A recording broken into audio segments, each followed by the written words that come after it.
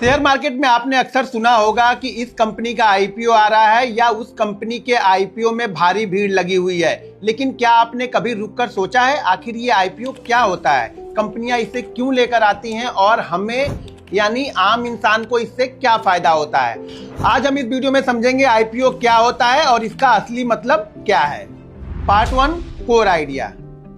Company को IPO क्यों लाना पड़ता है, थोड़ा इसको हम समझते हैं। मान लीजिए आपका कोई एक छोटा सा बिजनेस है, बिजनेस धीरे धीरे बड़ा हो रहा है। अब बिजनेस के लिए आपको अलग अलग ब्रांचेस ओपन करनी है, अलग एडवर्टाइजिंग करनी है, उसके लिए आपको पैसा चाहिए। तो इसका सीधा दो कारण है कि दो चीजों से आप पैसा जुटा सकते हैं। पहला तो आप बैंक के पास जाकर के लोन ले सकते हैं, बैंक आपको लोन देगी और लोन के बदले में आपसे इंटरेस्ट चार्ज करेगी। दूसरा ऑप्शन ये होता है कि हम इसको पब्लिक के बीच में लेके जाएं, यानी हम पैसे पब्लिक से उठाएं। इससे हमें इंटरेस्ट नहीं देना पड़ेगा, लेकिन अपने कंपनी की एक छोटी हिस्सेदारी हमें उन लोगों को देनी पड़ेगी जिसे हम आईपीओ कहते हैं।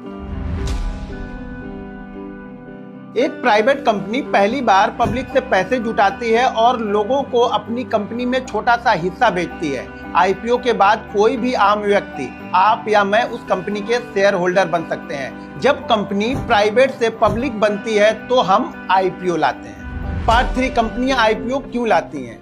किसी भी कंपनी को आईपीओ के 5 बड़े कारण होते हैं। नंबर 1, पैसे जुटाने के लिए। जब भी किसी कंपनी को अपना बिजनेस बढ़ाना होता है, जैसे नए स्टोर खोलने के लिए, एडवर्टाइजिंग के लिए, प्रोजेक्ट के लिए, तो कंपनियां आईपीओ के पैसे का इस्तेमाल इस चीजों के लिए करती हैं। नंबर 2, कंपनी की पहचान बढ़ाने के लिए। स्टॉक एक्सचेंज पर लिस्टेड होने से कंपनी की क्रेडिबिलिटी और ब्रांड वैल्यू बढ़ जाती है। नंबर 3, पुराने इन्वेस्टर को एग्जिट देने के लिए। जैसे फाउंडर, जो अर्ली इन्वेस्टर होते हैं, जो कंपनी शुरुआत में पैसे लगाते हैं, उन लोगों को एग्जिट देने के लिए भी कंपनियां शेयर बेचती हैं और प्रॉफिट कमाती हैं। देखिए, जब कोई कंपनी नई ओपन होती है तो मान लीजिए अगर कंपनी के फाउंडर के पास पैसे नहीं है तो वो लोगों के पास जाते हैं, वहां से वो पैसे जुटाते हैं। उस पैसे जुटाने के बाद जब कंपनी धीरे धीरे करके बड़ी हो जाती है और कंपनी जब आईपीओ लेके आती है तो अपने पुराने इन्वेस्टरों को एग्जिट देती है, यानी जो शुरुआत में जिन्होंने पैसा लगाया था वो लोग यहाँ पे पैसा बना के निकलते हैं और वो लोग अपने शेयर को बेचते हैं, क्योंकि उन्होंने शुरुआती दाव खेला था। कई जगहों पे उनके दाव भी उल्टे पड़ जाते हैं कि कंपनियां बहुत अच्छा नहीं कर पाती हैं, तो इसीलिए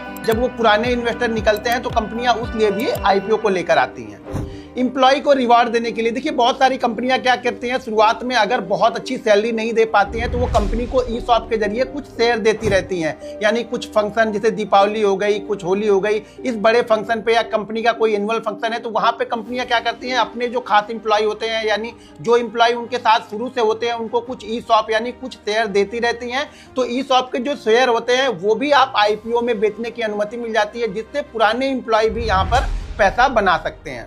ट्रांसपेरेंसी बढ़ाने के लिए। देखिए, पब्लिक कंपनी बनने के बाद कंपनी क्या करती है, हर 3 महीने में अपने फाइनेंशियल रिपोर्ट को देती रहती हैं, जिसको देख करके लोग उसके फाइनेंशियल को पढ़ते हैं कि कंपनी क्या कर रही है, कंपनी में क्या अच्छा हो रहा है, क्या खराब हो रहा है, कंपनी की ग्रो हो रही है या नहीं ग्रो हो रही है। लेकिन अगर कोई प्राइवेट कंपनी है तो जरूरी नहीं है कि आप उसके फाइनेंशियल रिपोर्ट आपको लोग पब्लिकली मिल जाए।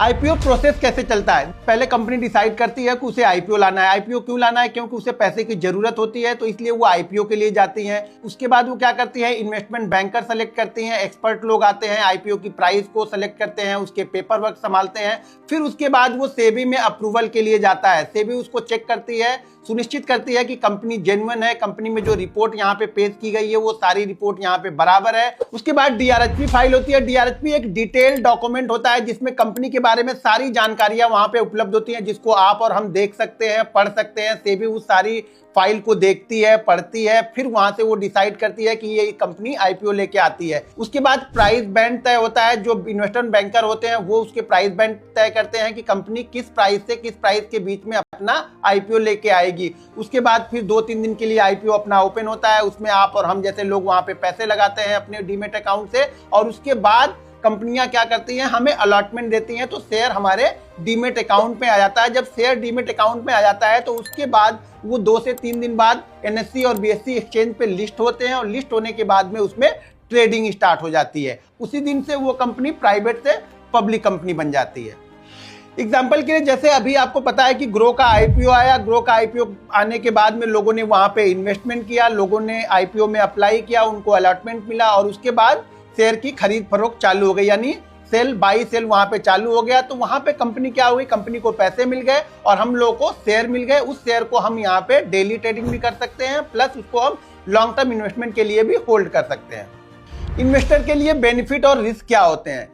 देखिए, जरूरी नहीं है कि हर आईपीओ सक्सेसफुली हो या हर आईपीओ में लगाया हुआ पैसा आपका ग्रो ही करे। बहुत सारी कंपनियां जिनकी फाइनेंशियल खराब होती हैं, वो आईपीओ आने के बाद उनके शेयर प्राइस और गिरने लगते हैं। जैसे आपने पेटीएम का एग्जांपल देखा होगा कि लिस्ट होने के बाद से पेटीएम लगभग 50 से 60% गिर गई थी। उसी तरह से बहुत सारी कंपनियां ऐसी भी होती हैं जो आईपीओ लेके आती हैं, लेकिन आईपीओ के बाद बहुत अच्छा कमाल करती हैं, क्योंकि उनकी फाइनेंशियल रिपोर्ट बहुत अच्छी होती है, कंपनी की ग्रोथ बहुत अच्छी होती है, तो उसमें आपको भागीदारी मिल जाती है। जब कंपनियां अच्छा करती हैं तो आपकी शेयर की वैल्यू बढ़ती रहती है, तो जिससे हमें फायदा होता है। बहुत सी कंपनियों में क्या होता है, लिस्टिंग गेन भी आपको बहुत अच्छा मिल जाता है, जिससे कंपनियां शायद इशू प्राइस उसका 100 रुपए है, लेकिन वो लिस्ट ही 150 रुपए पे हुई, तो 50% का प्रॉफिट आपका पहले दिन ही यहाँ पे हो जाता है। तो ये शुरुआती जो प्रॉफिट के लिए लोग आईपीओ में पैसा लगाते हैं, और बहुत सारे लोग आईपीओ को होल्ड करते हैं, जिससे लॉन्ग टर्म में उनको अच्छा रिजल्ट यहाँ पे मिलता है। इसीलिए कभी भी आईपीओ में इन्वेस्टमेंट करने से पहले आप डीआरएसपी को जरूर पढ़ें, समझे और फिर ही कंपनियों पे डिसीजन ले, किसी हाइप में ना फंसे। देखिए, बहुत सारी कंपनियां जब आईपीओ लाना होता है ना, तो बहुत सारी हाइप मच जाती है,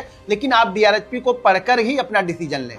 आईपीओ जब एक प्राइवेट कंपनी पहली बार अपने शेयर जनता को बेचती है, इससे कंपनी को पैसा मिलता है और इन्वेस्टर को उस कंपनी का हिस्सेदार बनने का मौका मिल जाता है। तो अगली बार जब भी कोई बड़ा आईपीओ आने वाला हो, तो सिर्फ हाइप देखकर इन्वेस्टमेंट मत करना। ये समझो कि कंपनी क्यों आईपीओ ला रही है, आपके पैसे कहां इस्तेमाल होंगे और कंपनी वाकई में कैसे कमाती है, क्योंकि स्टॉक्स मार्केट में आपकी सबसे मूल्यवान पूंजी है ज्ञान। इसलिए डीआरएसपी को जरूर पढ़ें, और हमारी वीडियो पसंद आए तो वीडियो को लाइक और शेयर जरूर करते रहिएगा। मिलते हैं नेक्स्ट वीडियो में।